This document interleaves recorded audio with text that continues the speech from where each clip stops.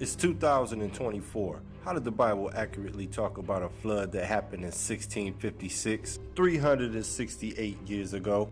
And we were told to believe these floods happened thousands of years ago? Oh yeah, and the Bible wasn't published in English until 1611. That's 413 years ago. Get you some paper, write it down. That shit don't add up. Look at them semis carrying out all that dirt, bigger building below ground than on top. Or like this one, my favorite. Bigger windows below ground than on top. You could take a car and push it right through it. Or these giant doors for giant people with doorknobs higher than a basketball rim. Of everything I've seen in the mainstream, this is one of the things that ever brought me stories about a giants and a flood. Genealogy and timeline. Starting at the Adam year, the 0 year, the beginning of Pisces. Adam was 130 when he had Seth, so that would make it the year 130. Seth was 105 when he had Enosh, so that would make it the year 235. 90 years later, he had Canaan, the year 325. 70 years later, in the year 395, Canaan had Mahalalel. 65 years later, in the year 460, Mahalalel had Jared. 162 years later, in the year 622, Jared had a son named Enoch. 65 years later, in the year 687, Enoch had a son named Methuselah. And 187 years later, in the year 874, Methuselah had a son named Lamech. 182 years later, in the year 1056, Lamech had a son named Noah. 500 years later, Noah had 3 sons named Shem and them. Genesis 7:11 says 600 years after Noah was born, there was a flood. 1656. February 17th.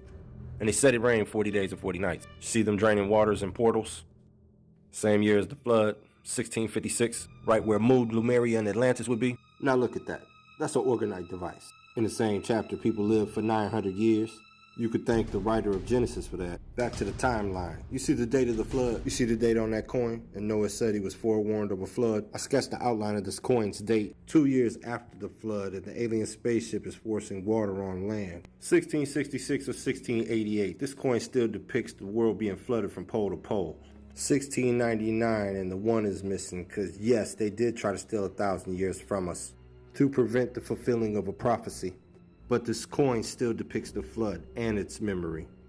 And on this coin, the God makers are even saying the UFO people did it. It's so much missing to that story. 1732, I colored it in so you could see the land rising above water between the poles. And on the global Earth, I colored in the waters so you could see the islands that used to be continents circled in red. Those were the lands of the demigods and the God makers of Atlantis, Lemuria, and Mu. The rest were slave continents, like farms. For those who had the God technologies, back to the Genesis flood genealogy and timeline. Remove every digit from the thousands, the hundreds, and the tenth. Singularity and spirit of this code. Put an X on all zeros, and that what falls underneath it is encased in it like a 5-point star in a pentagram. The first circle is 2 question marks. The second circle, 3 times 5 is 15, 1 plus 5 equals 6. Follow the pattern all the way down, and when you do, you get a number sequence. Count down 6, starting at the 0 atom. And you'll end up on Cain. Second number, -4. Now count up 4. And you'll land on Eve. Now you see who the question marks are. This is their genealogy. You can't count yourself twice across the first Cain out. 6 steps down is Enoch. From the +6 going down, -5 going up. Enoch was a righteous. He wouldn't step on his father's name negatively, not in the true genealogy or the false genealogy. Now move 5 steps up. Eve, the woman again. Enoch was a righteous, for he walked with God away from the living man for 300 years. So remove 3 of the living men underneath him. And the mystery of his disappearance is being revealed, so remove the mystery of him. Now count down 6 spaces to find his son. That's the first 3 people in Cain's genealogy, just 1 chapter before. And they say Cain had a mark on him, like the one you're staring at right there. Follow the pattern. The sequence ends at 666. Mahalalel and Enoch are still crisscrossed out of place. You could do the numbers in the silver code in the cheap way out. Just count 6 down from Mahalalel. The X was placed on top of a 0, so remove the letters behind everyone with the 0. Eliminate all numbers outside of the X. Left to right between Enoch and Mahalalel is a 5, so move down 5 spaces. Left to right between Mahalalel and Enoch, you see the number 2. Move Enoch up 2 spaces. Now, if the code itself has told you to correct this, follow this to 2 mirror imaging chapters and verses in Genesis, and it confirms this is the code of his genealogy, same book all of this came from. The prequel of this is on my page, just look for this cover. Then the attributes of Lamech from Cain's genealogy's 3 sons line up exactly with the attributes of Noah's 3 sons from the genealogy of Adam. Because Jabal and Noah is the same person. He wrote it in the Bible, told you who he was, a fugitive and a vagabond to the world. Now how you become a fugitive and a vagabond to the world, Cain?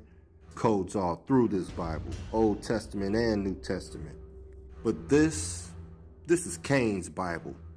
Cain wrote the Bible. That's why the date on its publishing in English was a lie.